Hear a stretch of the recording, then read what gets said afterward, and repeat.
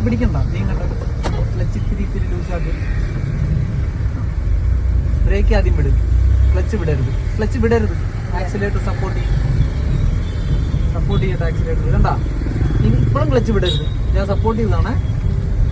വണ്ടി സ്വയം സ്പീഡ് എടുത്തുനിന്ന് എപ്പോൾ തോന്നുന്നു അപ്പം മാത്രം ക്ലച്ച് വിടും. പിടിയിട്ടാ ഓക്കെ ആണോ? അല്ലെങ്കിൽ വണ്ടി അവിടെ നിന്ന് പോകും.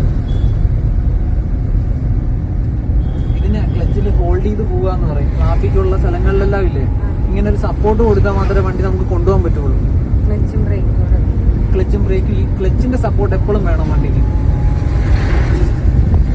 എവിടെ എല്ലാം നമുക്ക് വണ്ടിയെ നിയന്ത്രിച്ച് സൂക്ഷിച്ച് കൊണ്ടുപോകേണ്ടി വരുന്നു, അവിടെ എല്ലാം ക്ലച്ചിന്റെ സപ്പോർട്ട് വേണ്ടി വരും.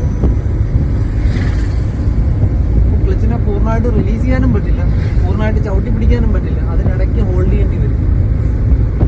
നമുക്ക് അവിടുന്ന് റൈറ്റ് അല്ലേ പോകണ്ടേ?